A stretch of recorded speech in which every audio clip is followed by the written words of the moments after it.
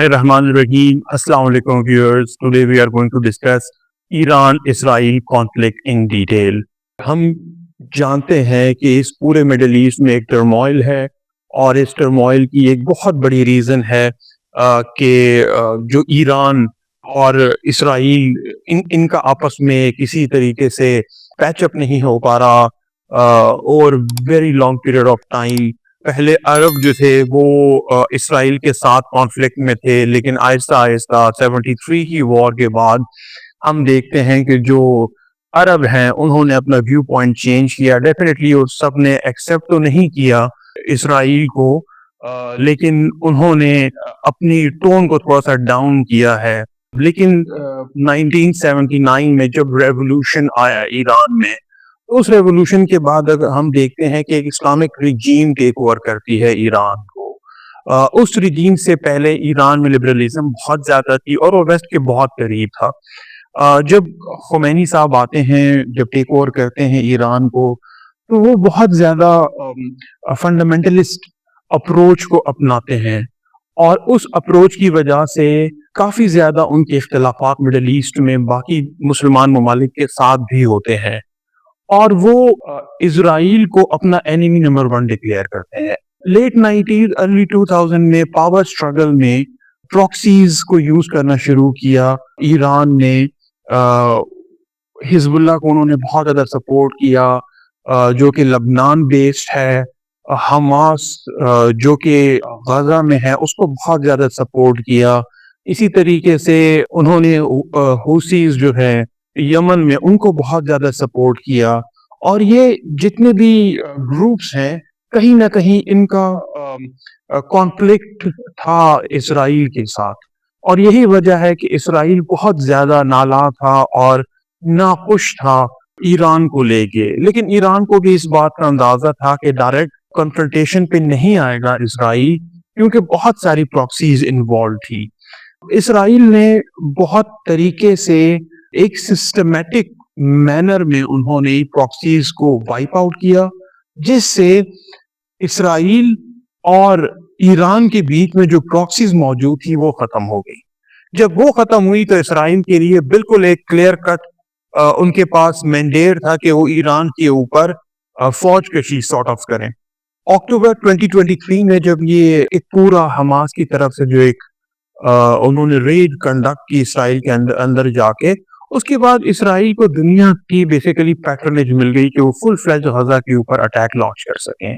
اور اسی دوران اور اس سے کچھ عرصہ پہلے بھی انہوں نے حزب اللہ کے اگینسٹ بھی کیمپین کی تھی، جس میں کہا جاتا ہے کہ حزب اللہ کو بہت زیادہ انہوں نے ڈیمیج پہنچایا تھا. پھر حسن نصر اللہ کی جو شہادت تھی اس کے بعد حزب اللہ کے بارے میں بھی یہ خبریں ہیں کہ حزب اللہ بھی بہت زیادہ کمپرومائز ہے، ان میں بہت زیادہ مول موجود ہے اسرائیل کے، اور حزب اللہ کا بھی جو وینم تھا that was also taken out. Hamas کے اوپر جس طریقے سے فوج کشی کی گئی غزہ کے اوپر اسپیسیفکلی، وہاں پہ آپ دیکھیں بہت زیادہ انہوں نے ڈیمیج پہنچایا.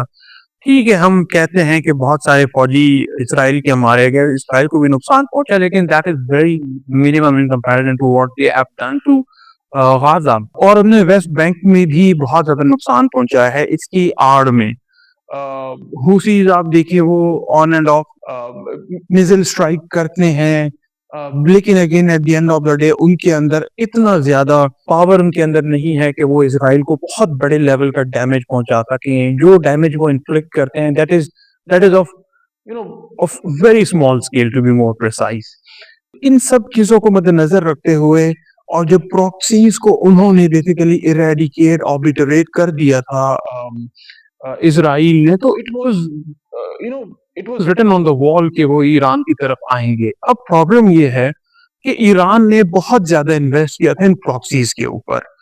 ٹھیک ہے، پراکسیز اس میں کوئی سیکنڈ تھاٹ نہیں ہے کہ پراکسیز پیرنٹ کنٹری کو فائدہ تو پہنچاتے ہیں، لیکن پراکسیز کیونکہ فل فلیجڈ ملٹری نہیں ہوتے، ان کے پاس کوئی آرگنائزڈ اسٹرکچر ہوتا نہیں ہے، تو یہ لوگ بیسیکلی تھوڑا سا ٹرموائل کریٹ کرنے کے تو دے آر گڈ، لیکن یہ ایک فل فلیج وار نہیں لڑ سکتے. گوریلا وار فیئر میں دے کین بی گڈ، لیکن گوریلا وار فیئر کے لیے پھر آپ کا ٹائم بہت زیادہ ہونا چاہیے، ریسورسز انلمیٹڈ ہونی چاہیے. اور جب 1.5 2 سال 2.5 سال کے اندر جب اسرائیل نے ان سب کو اوبلیٹریٹ کر دیا تھا تو ایران بالکل ان کی ہٹ لسٹ پہ آ چکا تھا. اب ایران نے کیا کیا کہ جو اس نے بلین آف ڈالرز جو اس نے ان اپنی پراکسیز کے اوپر انویسٹ کیے تھے, اس کی جگہ پہ اگر وہ اپنے ڈیفنسز جو ایریل ڈیفنسز تھے ان کو اگر وہ انٹیکٹ رکھتے یا وہ اپنی ایئر فورس کے اوپر کام کرتے, جو کہ ہمیں کہیں بھی نظر نہیں آئی اس پورے کانفلکٹ میں, تو آپ دیکھتے کہ بہت زیادہ بہتری ہوتی. پراکسیز میں انویسٹ کرنے کا نقصان ان کو یہ ہوا کہ اسرائیل کو یہ بات کنفرم تھی کہ ایران کے اندر اتنی سخت نہیں ہے کہ وہ ان کی ایئر فورس کو بہت بڑے لیول کا ڈیمیج پہنچا سکے. تو ایران کی اتنی کیپیسٹی نہیں تھی. ایران کے پاس جو سرفیس ٹو ایئر میسلز تھے S-300 پرائمریلی, جو کہ رشیا جو کہ کافی ونٹیج سسٹم ہے, اس سسٹم کی بھی اتنی کیپیسٹی نہیں ہے کہ وہ 35 کے اگینسٹ ایک فائٹ پٹ اپ کر سکے. تو یہ سب چیزیں اسرائیل نے چاک آؤٹ کی ہوئی کہ اسرائیل نے, آپ دیکھیں ان کی جو انٹیلیجنس ہے مفتاح, وہ کس حد تک اس نے انفلٹریٹ کیا ہوا تھا ایران کے اندر, کہ ایران کے انہوں نے سروس چیز, ایران کے انہوں نے انٹیلیجنس ہیڈ, انہوں نے ایران کے بہت سارے لوگوں کو انہوں نے اسیسینیٹ کیا. تو ایران کی ہمیں لگتا ہے کہ کہیں نہ کہیں تیاری پوری نہیں تھی. جس لیول کی تیاری ہونی چاہیے تھی انہوں نے لیول کی تیاری نہیں کی. سلوگنیئرنگ بہت زیادہ تھی, نعرے بازی بہت زیادہ تھی, لیکن ایکچوئل جب بیٹل فرنٹ کی بات آتی ہے تو ان کے پاس نہ وہ ٹریننگ تھی, نہ وہ اس لیول کی مین پاور تھی, ٹرین مین پاور, نہ ان کے پاس اسلحہ اس لیول کا موجود تھا, اور نہ ان کے پاس ایکسپرٹی تھی. جہاں تک رہی بات اسرائیل کی, تو اسرائیل نے پچھلے 2 2.5 سال میں اپنی فوج کو بیٹل ہارڈن کر دیا تھا. اس کی وجہ سے وہ بڑے آسانی سے آتے تھے تہران تک پہنچ کے, وہ لوگ امپیونٹی کے ساتھ بومبنگ کرتے تھے ایران. اچھا, اس میں کوئی سیکنڈ تھاٹ نہیں کہ ایران نے بھی بہت زبردست فائٹ پٹ اپ کی ہے. انہوں نے جو ان کے پاس بیلسٹک میزائلز تھے, جو ان کے پاس ہائپرسونک میزائلز تھے, انہوں نے نیند حرام کر دی اسرائیل کی. اسرائیل کے لوگوں کو شیلٹر میں چھپنا پڑا, ان کی حائفہ پورٹ کا نقصان ہوا, اس کے علاوہ بہت بڑے لیول کا نقصان ہوا ہے, اس میں کوئی دو رائے نہیں ہے. اور میرا اپنا خیال ہے کہ 1973 کی وار کے بعد it was the very first time کہ اس لیول کا ڈیمیج جو ہے وہ اسرائیل کو پہنچا, جو کہ اسرائیل بھی ایکسپیکٹ نہیں کر رہا تھا, نہ ہی امریکہ ایکسپیکٹ کر رہا تھا. تو اس وار کے بیچ میں بھی امریکہ نے ان کو سپورٹ کیا ہے. اس سے پہلے ہم دیکھیں جو آئرن ڈوم, جو یہ سارے جو ہے پیٹریٹ, یہ سب امریکہ نے ان کو پرووائڈ کیا ہے.